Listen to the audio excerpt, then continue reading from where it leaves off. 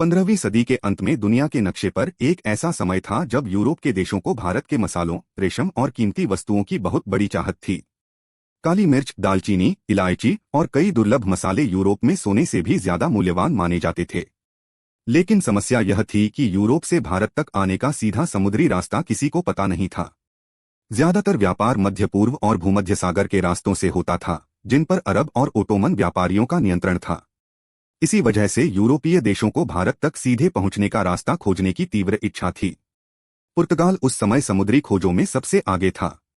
पुर्तगाल के राजा मैनुएल प्रथम ने फैसला किया कि अगर कोई नाविक अफ्रीका के दक्षिणी सिरे को पार करके हिंद महासागर तक पहुंच जाए तो भारत तक सीधा समुद्री मार्ग मिल सकता है। इसी मिशन के लिए एक साहसी और अनुभवी नाविक को चुना गया। उसका नाम था वास्को दा गामा। 8 जुलाई 1497 को वास्को दा गामा 4 जहाजों के बेड़े के साथ पुर्तगाल के लिस्बन बंदरगाह से रवाना हुआ। यह यात्रा बेहद जोखिम भरी थी।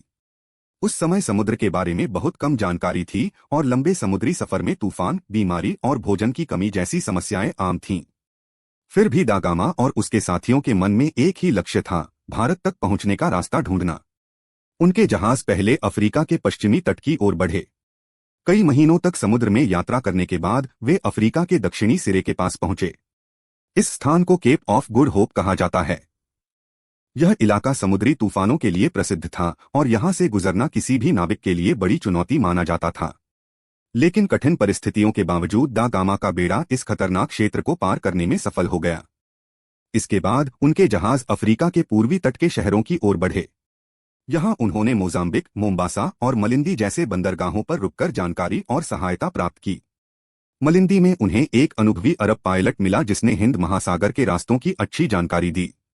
इसी पायलट की मदद से वास्को दा गामा ने अपने जहाजों को हिंद महासागर की विशाल लहरों के बीच भारत की दिशा में मोड़ दिया।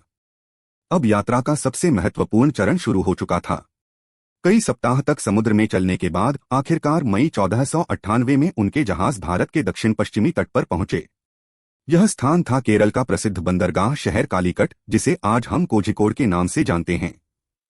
जब वास्को दा गामा पहली बार भारत पहुंचा तो यह केवल एक खोज नहीं थी, बल्कि इतिहास की एक बहुत बड़ी घटना थी। यह पहली बार था जब कोई यूरोपीय जहाज सीधे समुद्री रास्ते से भारत तक पहुंचा था। कालीकट उस समय मसालों के व्यापार का एक बहुत बड़ा केंद्र था और यहां दुनिया के अलग अलग देशों के व्यापारी आते थे। वास्को दा गामा ने कालीकट के शासक, जिसे ज़मोरिन कहा जाता था, उससे मुलाकात की। उसने पुर्तगाल की ओर से व्यापार की अनुमति मांगी। हालांकि शुरुआत में स्थानीय व्यापारियों और अरब व्यापारियों को यह पसंद नहीं आया, क्योंकि उन्हें डर था कि यूरोपीय व्यापारी उनके व्यापार पर असर डाल सकते हैं। फिर भी वास्को दा गामा की यह यात्रा इतिहास में एक नया अध्याय बन चुकी थी। इस खोज के बाद यूरोप और भारत के बीच सीधा समुद्री संपर्क स्थापित हो गया। आगे चलकर पुर्तगाल ने भारत के कई तटीय इलाकों में अपने व्यापारिक केंद्र बनाए और धीरे धीरे उनका प्रभाव बढ़ता गया।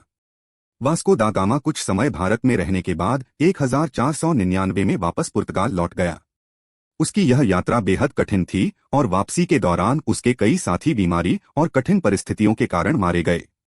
लेकिन जब वह पुर्तगाल पहुंचा तो उसका स्वागत एक महान खोजकर्ता के रूप में किया गया।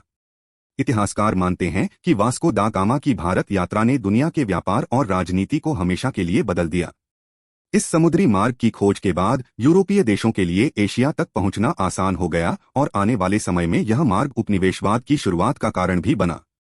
आज भी वास्को दा गामा का नाम इतिहास में उस नाविक के रूप में याद किया जाता है जिसने समुद्र के रास्ते यूरोप और भारत को जोड़ दिया। उसका यह साहसिक सफर सिर्फ एक यात्रा नहीं था, बल्कि एक ऐसी घटना थी जिसने पूरी दुनिया के इतिहास की दिशा बदल दी।